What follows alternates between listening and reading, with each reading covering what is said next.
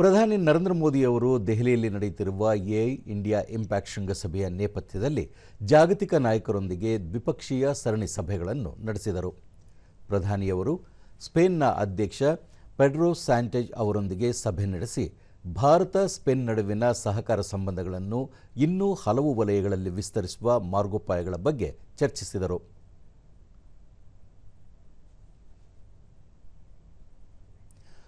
ಅಲ್ಲದೆ ಪ್ರಧಾನಿಯವರು ಫಿನ್ಲ್ಯಾಂಡ್ನ ಪ್ರಧಾನಿ ಆಂಟಿ ಪೆಟೋರಿ ಆರ್ಪೋ ಅವರೊಂದಿಗೆ ಸುಸ್ಥಿರತೆ, ಡಿಜಿಟಲೀಕರಣ, ಎಐ ಸಂಶೋಧನೆ, ನಾವೀನ್ಯತೆ ಸೇರಿದಂತೆ ಹಲವು ವಲಯಗಳಲ್ಲಿ ದ್ವಿಪಕ್ಷೀಯ ಸಹಭಾಗಿತ್ವ ಬಲವರ್ಧನೆ ಕುರಿತಂತೆ ಚರ್ಚಿಸಿದರು. ಎಐ ನಾವೀನ್ಯತೆಯಲ್ಲಿ ಮುಂಚೂಣಿಗೆ ಬರುವ ಫಿನ್ಲ್ಯಾಂಡ್ನ ಪ್ರಯತ್ನಗಳನ್ನು ಪ್ರಧಾನಿ ಶ್ಲಾಘಿಸಿದರು. ಇದೇ ವೇಳೆ ಪ್ರಧಾನಿಯವರು ಸರ್ಬಿಯಾದ ಅಧ್ಯಕ್ಷ ಅಲೆಕ್ಸಾಂಡರ್ ವುಸಿಕ್ ಅವರನ್ನು ಭೇಟಿ ಮಾಡಿ ದ್ವಿಪಕ್ಷೀಯ ವ್ಯಾಪಾರ, ಫಿನ್ಟೆಕ್, ಶಿಕ್ಷಣ, ಕೃಷಿ, ಪ್ರವಾಸೋದ್ಯಮ ಸೇರಿದಂತೆ ಇತರ ವಲಯಗಳಲ್ಲಿ ಸಂಬಂಧಗಳ ಬಲವರ್ಧನೆ ಮಾರ್ಗೋಪಾಯಗಳ ಬಗ್ಗೆ ಚರ್ಚಿಸಿದರು. ಅಲ್ಲದೆ ಪರಸ್ಪರ ಹಿತಾಸಕ್ತಿಯ ಪ್ರಾದೇಶಿಕ ಮತ್ತು ಜಾಗತಿಕ ವಿದ್ಯಮಾನಗಳ ಬಗ್ಗೆಯೂ ಉಭಯ ನಾಯಕರು ಸಮಾಲೋಚನೆ ನಡೆಸಿದರು.